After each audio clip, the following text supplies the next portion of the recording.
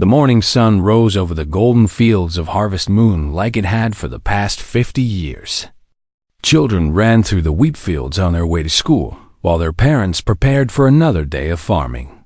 The colony was peaceful and quiet, just the way the settlers liked it. Most of them had come here to escape the busy life of the big human worlds.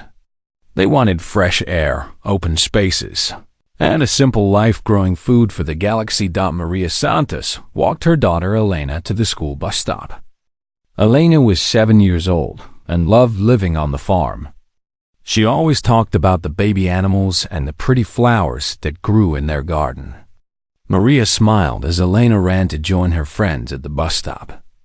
It was just another normal day on Harvest Moon. But high above the planet, something terrible was coming.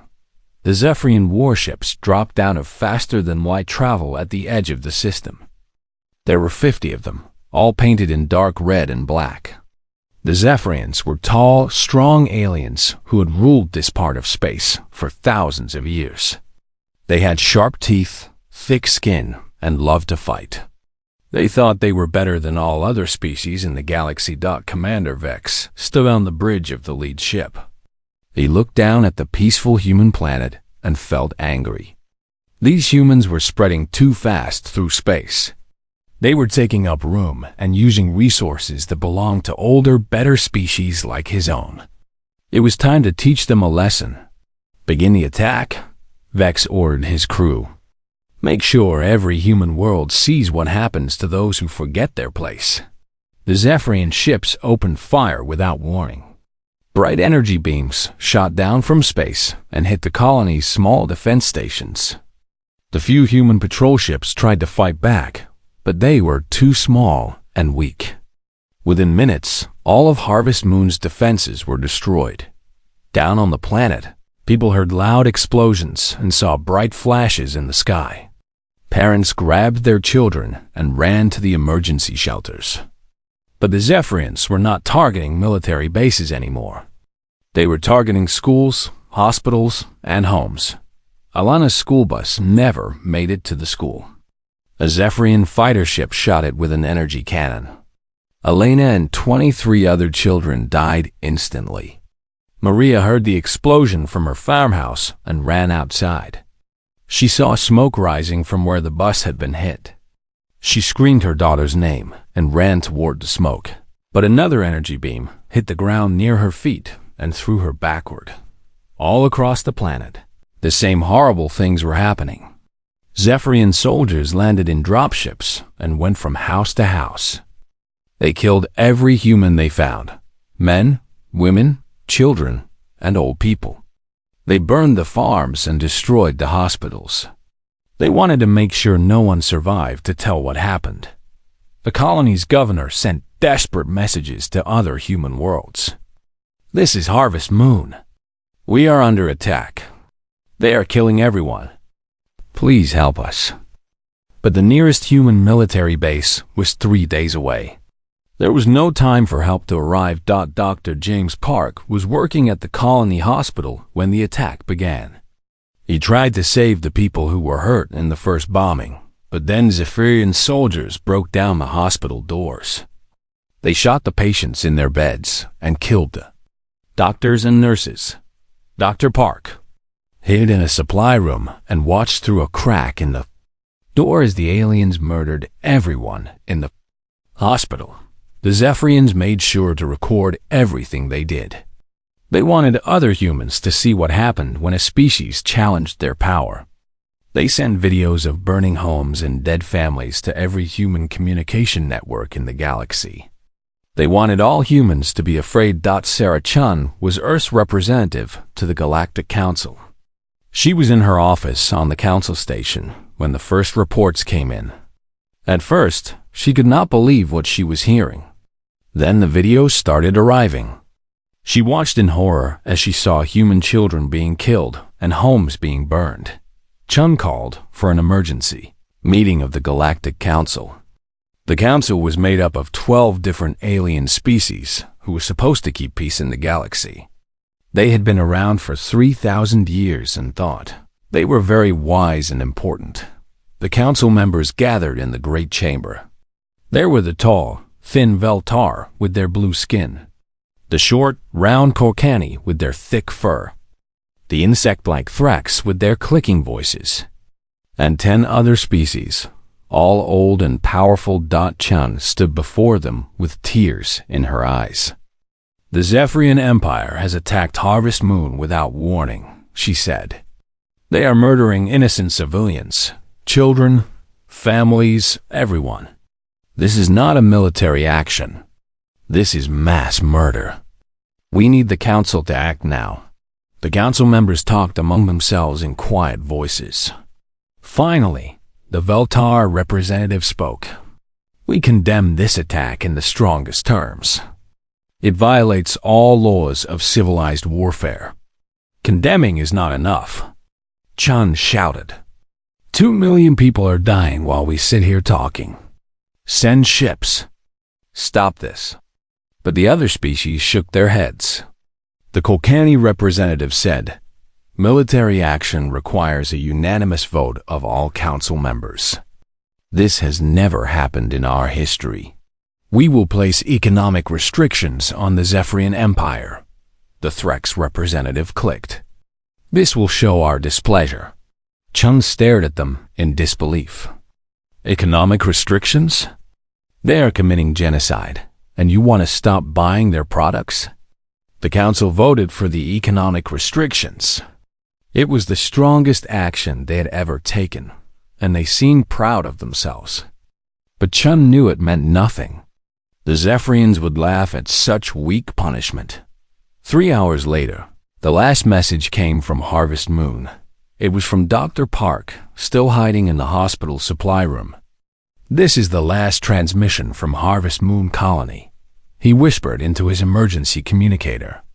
"They have killed everyone. I can hear them coming down the hall. If anyone receives this message, tell my family I love them.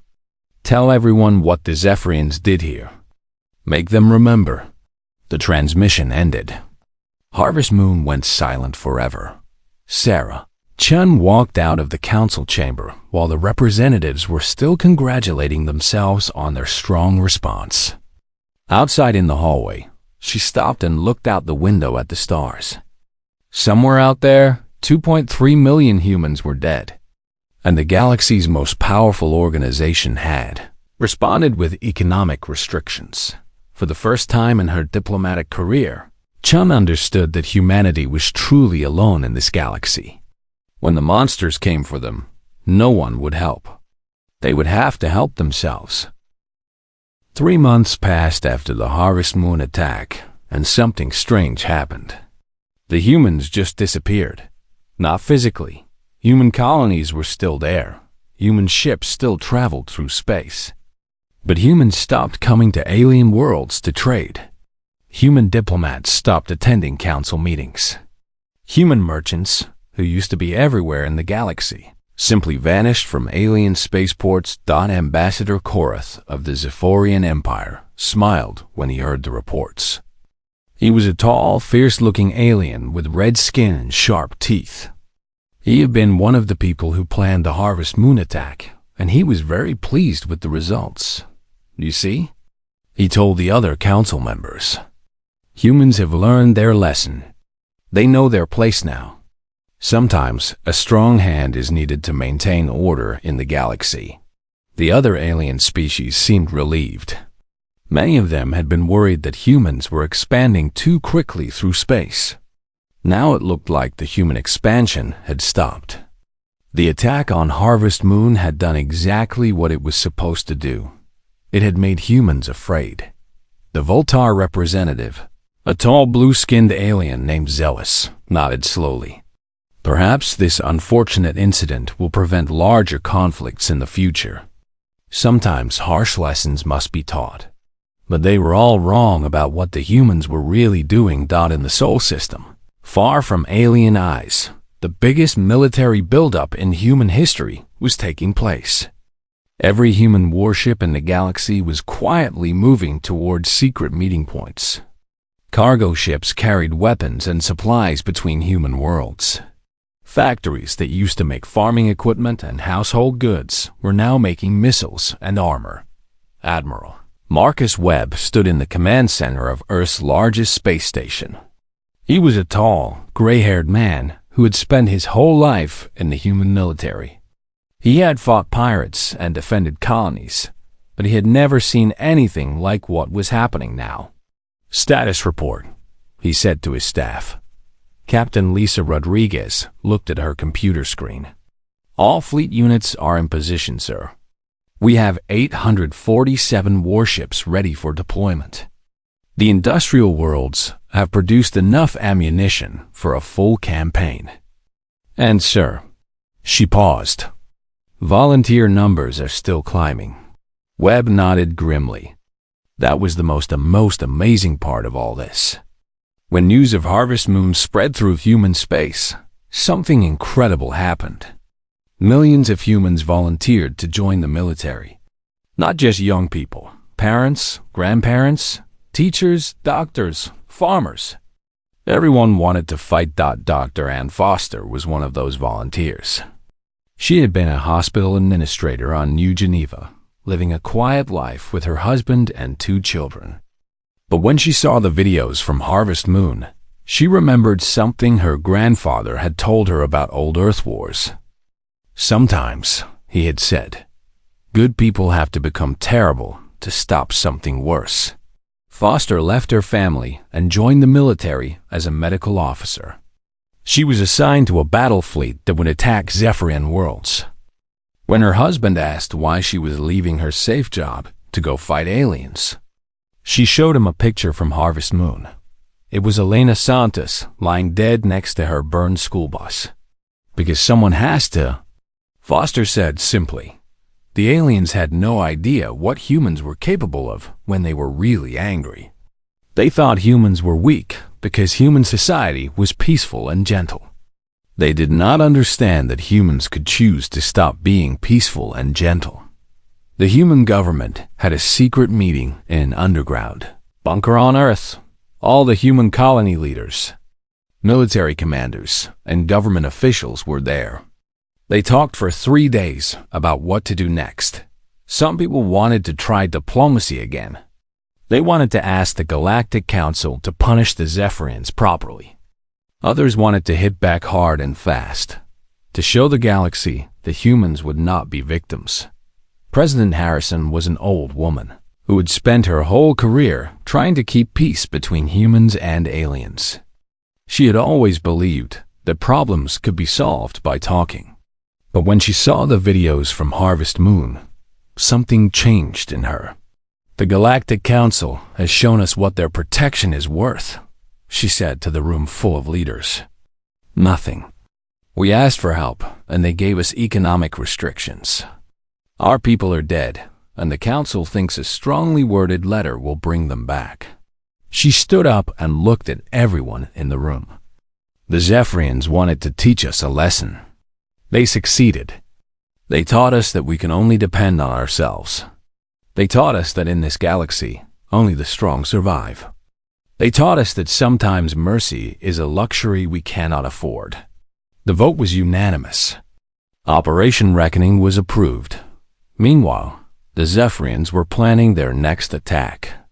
Commander Vex was studying maps of human colonies, looking for the next target. The success at Harvest Moon had made him want to hit humans again. Maybe this time they would attack a bigger colony, or even a whole human world. "The humans are cowering in their holes like frightened animals," Vex told his officers. "One more attack should finish breaking their spirit completely." But Zephyrian intelligence was completely wrong. They thought the human military was small and weak because humans had never fought a real war with aliens before. They had only seen human peacekeeping forces and patrol ships. They had no idea that humans had been building warships in secret for decades, just in case. The Zephyrians also did not understand human psychology. When most alien species were attacked, they either fought back immediately or gave up completely. Humans were different. Humans could wait. They could plan. They could spend months getting ready for revenge. While acting like they had given up, Dr. Elizabeth Warren was a human scientist who had been studying alien cultures for 20 years. She was now working with the military to plan the counterattack. She knew something the aliens did not understand about humans. Most species in the galaxy evolved to fight individual battles, she explained to Admiral Webb. They have instincts for single combat or small group fighting. Humans evolved to hunt in large groups. We can coordinate thousands of individuals working toward one goal. That is our advantage. The human fleet was organized unlike any military force the galaxy had ever seen. Every ship captain could talk instantly to every other captain. Every pilot knew exactly where every other pilot was. Human commanders did not just control their own ships. They controlled the entire fleet like it was one giant weapon. And unlike alien militaries, humans did not have a warrior class that fought while civilians stayed safe. Every human was ready to fight if needed. Factory workers made weapons. Scientists designed better armor. Even children helped by growing food so adults could go to war. Sarah Chun was still on the council station, but she was not there as a diplomat anymore. She was there as a spy. Every day, she sent reports back to Earth about what the aliens were planning. The council members still thought humans were beaten and afraid, so they talked freely around Chun. She learned that several alien species were already making deals with the Zephyrians to take over human territories. They thought humans would never fight back, so they were dividing up human worlds like pieces of cake. Chun smiled coldly when she heard this. Let them make their plans. Soon they would learn what humans were really capable of. Admiral Webb received his final orders from Earth on a cold Tuesday morning. The message was short and simple. No mercy. No quarter. Make them remember. Webb looked out the window of his command ship at the massive human fleet floating in space around him. Hundreds of warships, thousands of fighters, and supply ships carrying enough firepower to destroy entire worlds. All of it had been built and prepared in secret while the galaxy thought humans were hiding in fear. He opened a communication channel to all ship commanders. This is Admiral Webb. Operation Reckoning begins in 6 hours. Our mission is simple: the complete destruction of Zephyrian military power. They wanted to teach us about strength. We are going to be excellent students. The attack began at exactly 0400 Galactic Standard Time, 17 Zephyrian. Star systems came under assault simultaneously, and the galaxy would never be the same again. Commander Vex was asleep in his quarters on the battle station above Zephyros Prime when the alarm started screaming. He rolled out of bed and ran to the command center, thinking it must be some kind of drill or false alarm. Humans did not attack anyone. They were weak and afraid. Then he saw the scanner displays, and his blood turned cold. How many ships? He demanded. Unknown, sir, the scanner operator replied, his voice shaking. Long-range sensors are being jammed. But, sir, they are coming from everywhere. Every direction at once. Across the Zephyrian Empire, the same thing was happening. Human fleets appeared at the edge of solar systems, like ghosts materializing from the void. They did not announce themselves. They did not demand surrender. They simply began destroying everything military they could find. The Zephyrian battle fleet at Karos Station had defended that system for 200 years. The station commander, General Thok, was a veteran of 50 battles. He had never lost a fight in his entire career. When human ships appeared on his scanners, he actually laughed. 30 human ships against my fleet of 100? He said to his officers. This will be over in minutes. He was right. It was over in minutes. But not the way he expected. The human ships moved unlike anything the Zephyrians had ever seen. Instead of charging forward in straight lines like proper warriors, they came from 6 different directions at once. Half the human ships flew high above the battle plane, while the other half attacked from below. They used some kind of coordination system that let them move like a single organism. Zephyrian ships were built for individual combat. Each captain fought his own battle against the enemy ship closest to him. But the humans fought as one unit. Multiple human ships would target a single Zephyrian vessel and destroy it completely before moving to the next target. General Thok's flagship was hit by energy beams from 4 human ships at the same time. The shields that had protected Zephyrian vessels for centuries simply collapsed. The ship exploded so quickly that Thok never had time to send a distress signal. Within 10 minutes, the entire Zephyrian fleet at Kara Station was destroyed. Not damaged, not defeated, completely destroyed. No survivors, no escape pods, nothing left but floating debris. The human fleet commander, Captain Sarah Martinez, opened a communication channel to the Zephyrian space station. This is the human fleet. You have 60 seconds to evacuate all civilians from military areas. After that, we will begin destroying all weapons and military equipment. The Zephyrians on the station could not believe what they were hearing. You cannot do this, the station commander shouted back. This is against all laws of warfare. The Galactic Council will. The Galactic Council did nothing when you murdered our civilians, Captain Martinez replied calmly. 59 seconds. The humans kept their word. Exactly 60 seconds later, they began systematically destroying every weapon, shield generator, and military computer on the station. But they were careful not to hurt any civilians. Their targeting was so precise that they could destroy a weapons turret without damaging the civilian quarters right next to it. Back on Zephyros Prime, Commander Vex was frantically trying to contact his other fleets. But the reports that came back made no sense. Fleet after fleet was being destroyed by human forces. How was this possible? Where had all these human ships come from?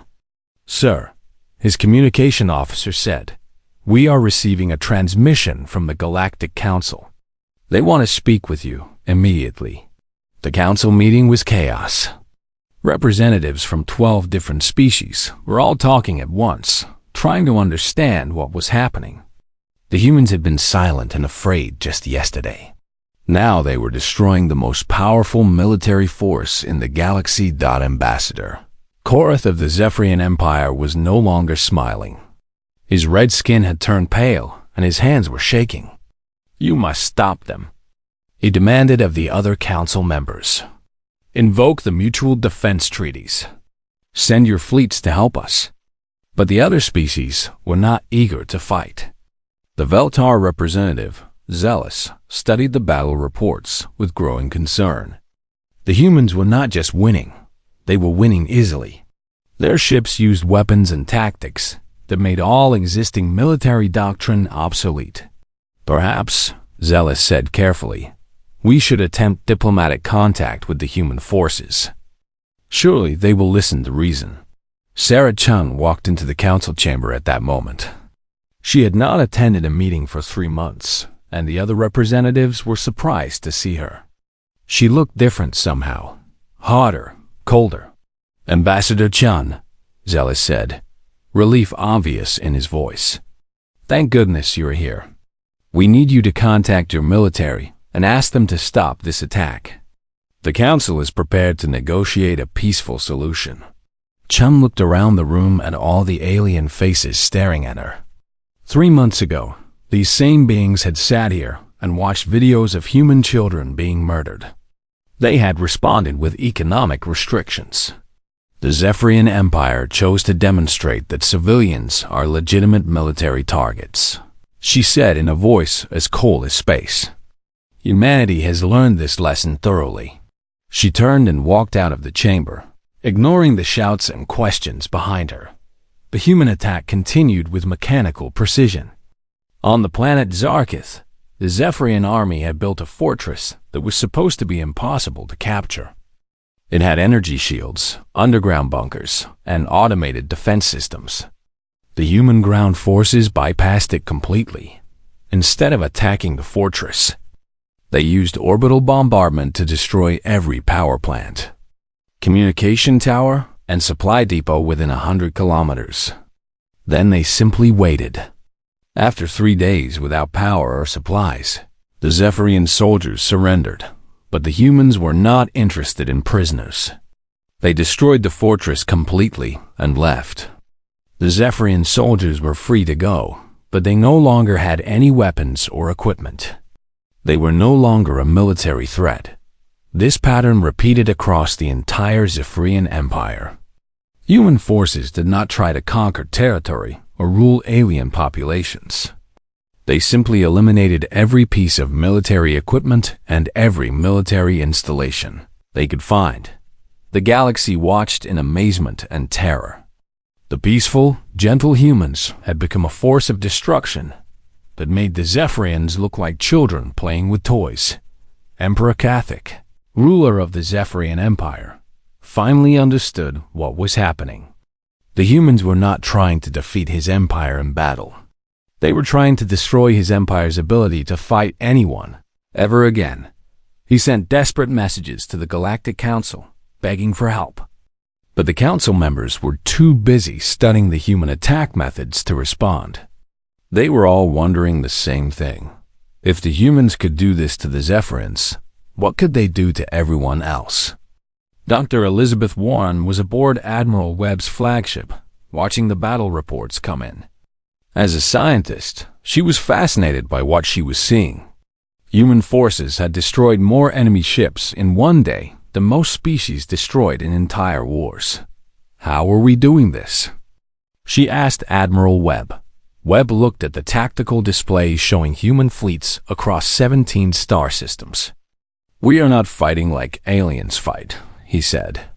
"They think of war as individual combat between warriors. We think of war as a problem to be solved. And humans are very good at solving problems." On the planet Harvest Moon, workers were already beginning to rebuild the colony. They worked in silence, remembering the families that had died there. Every building they constructed, every field they planted, was a promise that this would never happen again.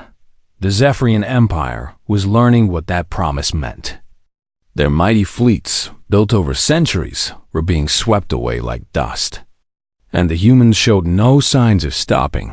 Commander Vex made one last attempt to save his empire. He gathered every remaining Zephyrian ship and prepared for a final battle at Zephyros Prime. Maybe, if they could defeat the humans in one decisive engagement, they could negotiate a peace treaty. The human fleet that appeared at Zephyros Prime was larger than anything anyone had ever seen. Over 300 warships supported by fighters and bombers. But it was not just the size that terrified the Zephyrians. It was the cold efficiency with which the humans prepared for battle. There were no threats, no boasts, no demands for surrender. The humans simply moved into attack formation and waited for the Zephyrians to make the first move. Vex realized that his empire was about to die, and there was absolutely nothing he could do to stop it.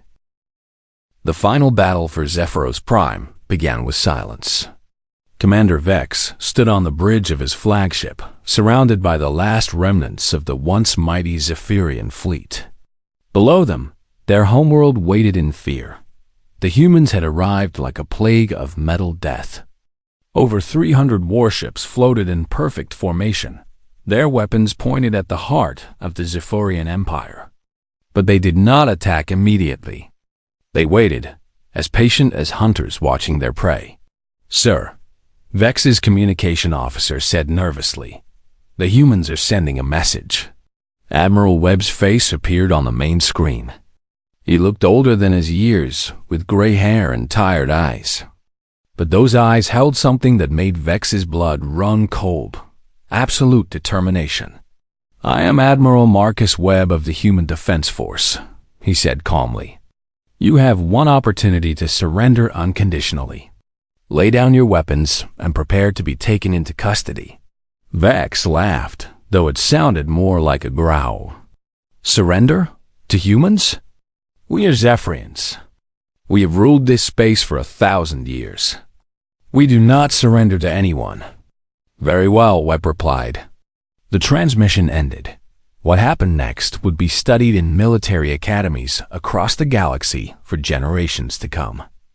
The human attack was not just devastating, it was perfect. The Zephyrians had built their defense around the orbital platforms that protected their homeworld. These massive stations had enough firepower to destroy entire fleets. They had energy shields that could stop any known weapon. For 2,000 years, no enemy had ever gotten past them. The humans destroyed all of them in 12 minutes. They used weapons that no one had ever seen before. Instead of energy beams or missiles, they fired streams of particles that passed right through Zephyrian shields like they were not even there. The ancient defense platforms, pride of the Zephyrian military, simply exploded one after another. Captain Torres was commanding one of the human attack squadrons. She had lost her brother in the Harvest Moon massacre, and his picture was taped to her control panel. As she watched the Zephyrian defenses crumble, she thought about all the human families that would never have to fear these monsters again. "Target acquired," she reported to her squadron. Beginning attack run on the command platform. The Zephyrian command platform was the size of a small city, covered with weapons and protected by the most powerful shields in the Empire. It had never taken damage in any battle. Captain Torres attacked it with 6 ships. The platform's massive guns tried to track the fast-moving human fighters, but they could not keep up. Human ships moved with a speed and agility that Zephyrian technology could not match. They flew in patterns that seemed random but were actually carefully coordinated to confuse the enemy targeting systems. "Shields down on the command platform," Torres reported. "Beginning bombardment." The platform exploded in a ball of fire, visible from the planet's surface, down on Zephyros Prime. Civilians watched the battle through their windows and on video screens. Many of them had cheered when they heard about the attack on Harvest Moon. They had been proud that their empire was strong enough to destroy weak humans. Now they watched their mighty fleet being torn apart by those same weak humans, and they began to understand what terror really meant. Emperor Cathix sat in his palace, surrounded by his advisors. Reports kept coming in of defeats and disasters. Every Zephyrian military base in the galaxy was being systematically destroyed. Their colonies were defenseless. Their trade routes were cut. "How many ships do the humans have?" he demanded. "Unknown, Your Majesty," his military advisor replied. "They seem to have an endless supply. Every time we destroy one, 2 more take its place." What the Zephyrians did not understand was that humans had been preparing for this war for decades. While other species built their militaries around honor and tradition, humans built theirs around industry and efficiency. Human factories could produce ships faster than enemies could destroy them. The space battle moved into its second phase as Zephyrian ships tried to escape the system. But the humans had planned for this too. They had positioned ships at every possible exit point. No Zephyrian vessel would leave this system alive. Commander Vex made one last desperate attempt to turn the battle around. He ordered his remaining ships to ram the human vessels. If they were going to die, they would take some humans with them. But the humans had anticipated this too. As soon as the Zephyrian ships began their suicide runs, the human fleet scattered in a pattern that looked like chaos, but was actually precise coordination. The Zephyrian ships found themselves attacking empty space, while human fighters attacked them from behind.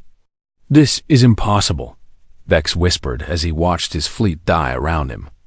"How can they coordinate so many ships so perfectly?"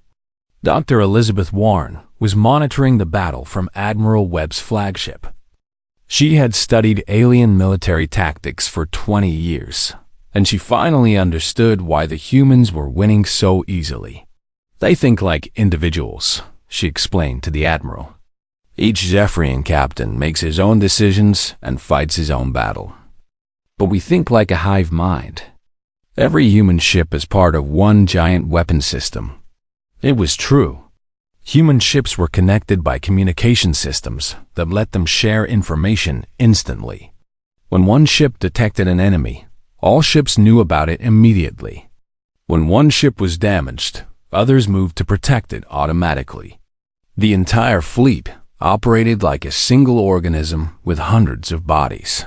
Meanwhile, the Galactic Council was meeting an emergency session. Representatives from 12 species were watching the battle reports with growing alarm. The humans were not just defeating the Zephyrians, they were annihilating them. "We must intervene," declared Ambassador Korath, though his voice was much weaker than before. "The humans are violating every law of civilized warfare." But the other council members were not so sure. They were starting to realize that humanity was much more dangerous than they had ever imagined. If humans could destroy the Zephyrian Empire this easily, what could they do to everyone else? The Veltar representative Zealous was studying tactical reports from the battle. What she saw frightened her more than anything in her long career. "According to these readings," she said slowly, "the human fleet is not even using its full strength. They are holding ships in reserve." The other representatives stared at her in shock. If the humans were winning this decisively while holding back, how powerful were they really? Ambassador Torvin of the Korkani Empire stood up nervously. "Perhaps we should consider that the humans might be justified in their response. The attack on Harvest Moon was rather extreme." "Justified?" Korath snarled. "They are committing genocide against my people."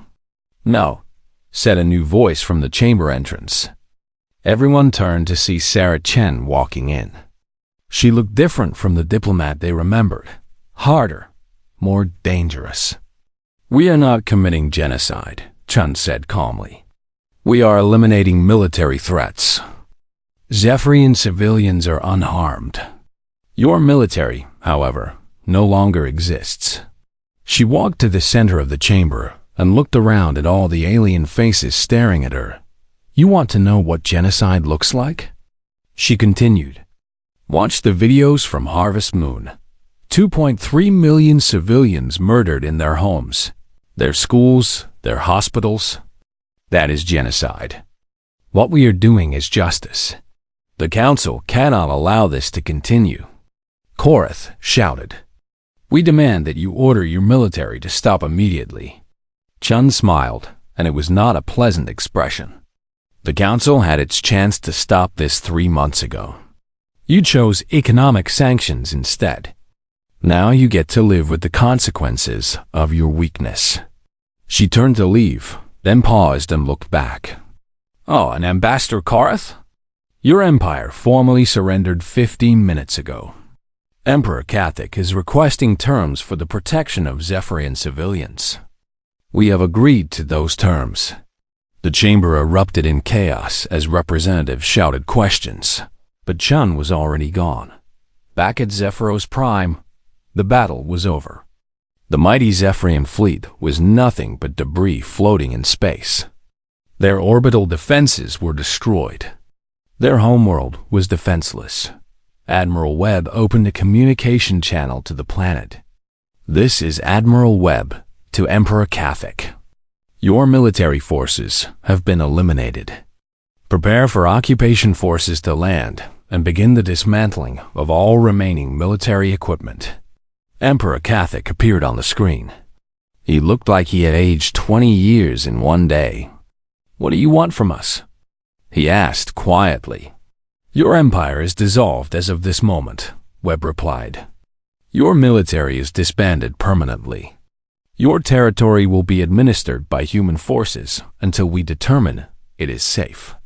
Your civilians will be protected and unharmed as long as they offer no resistance. And if we refuse," Webb's expression did not change, "then you will share the fate of your fleet." Kathik looked out his palace window at the burning wreckage falling from the sky, the remains of the most powerful military force in this region of the galaxy. He had no choice. "We surrender unconditionally," he said. The Zephyrian Empire, which had ruled space for 1,000 years, ceased to exist. And across the galaxy, every other species began to wonder if they would be next.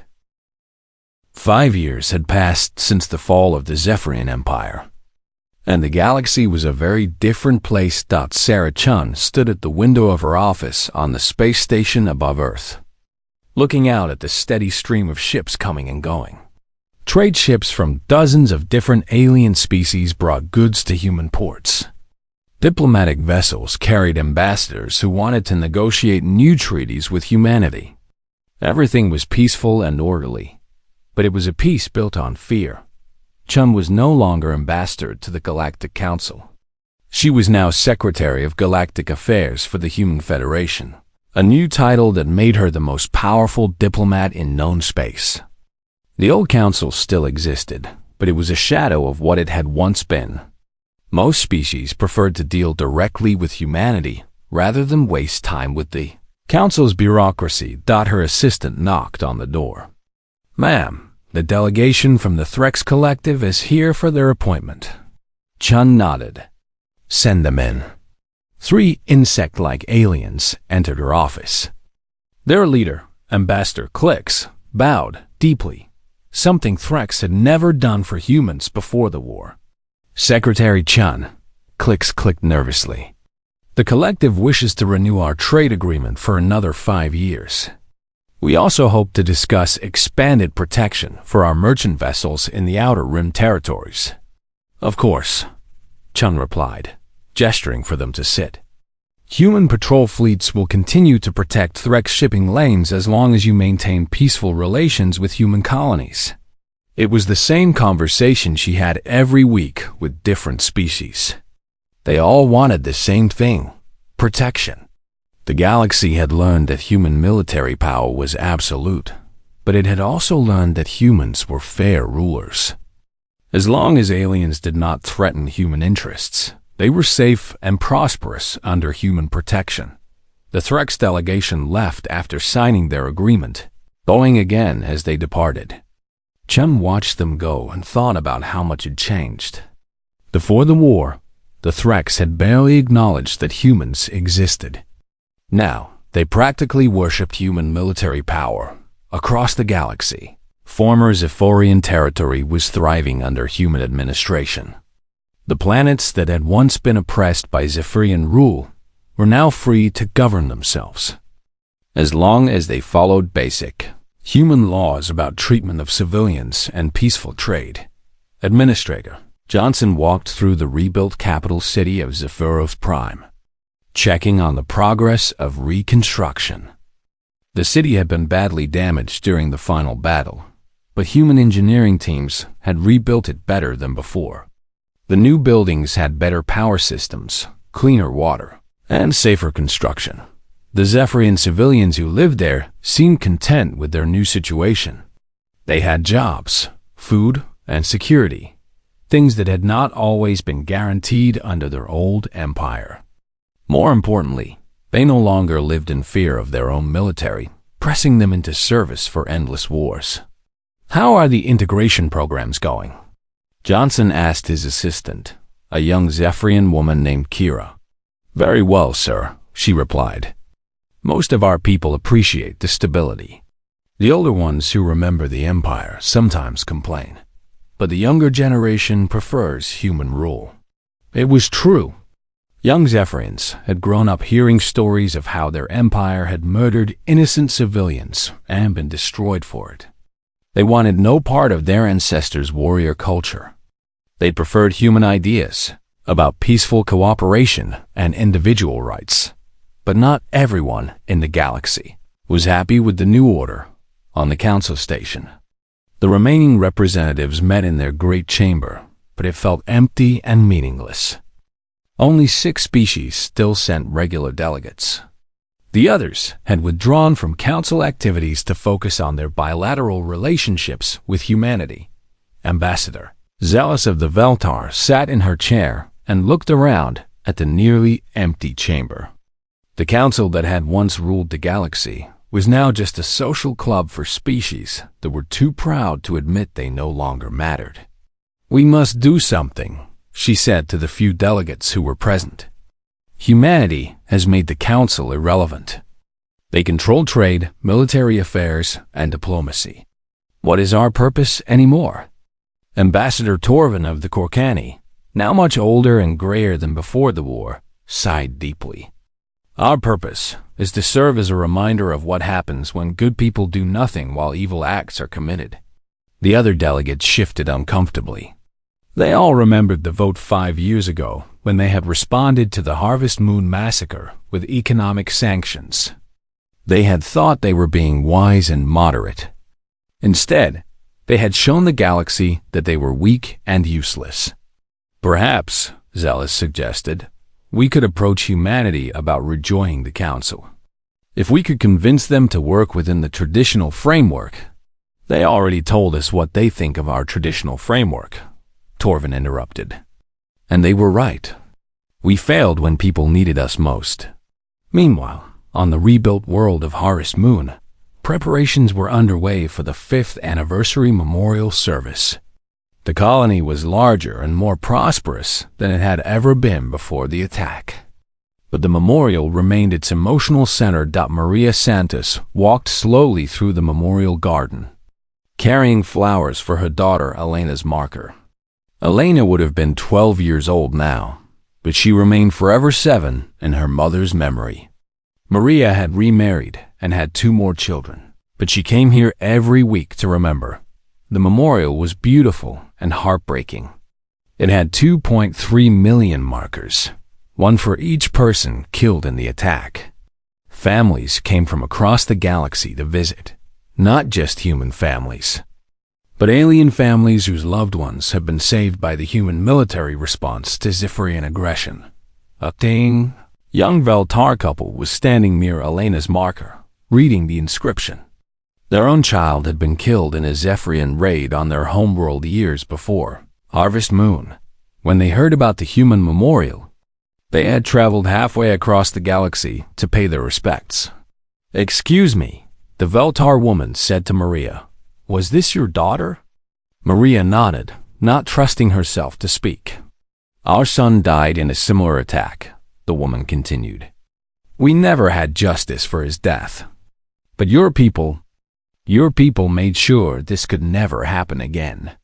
"Thank you." Maria watched the alien couple place flowers next to Elena's marker and walk away. It did not bring Elena back, but it meant that other children would not die the way Elena had died. That evening, Secretary Chun arrived on Harvest Moon for the memorial ceremony. She came every year, just as she had promised the families 5 years ago. As the senior diplomat who had witnessed the council's failure to act, she felt responsible for making sure the victims were never forgotten. The ceremony was held at sunset in the main memorial plaza.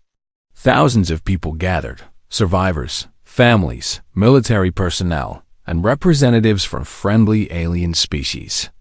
President Harrison, now in her 80s, gave the main speech. 5 years ago, the galaxy learned what happens when evil is allowed to act without consequence, she said. 2.3 million innocent people died because those with the power to stop evil chose not to use it. That will never happen again. She paused and looked out at the crowd. The Zephyrian Empire wanted to teach humanity a lesson about power. They succeeded, though not in the way they intended. They taught us that power unused in defense of innocence is worthless. They taught us that sometimes the only way to stop a monster is to become something the monster fears. After the ceremony, Chung walked alone through the memorial garden.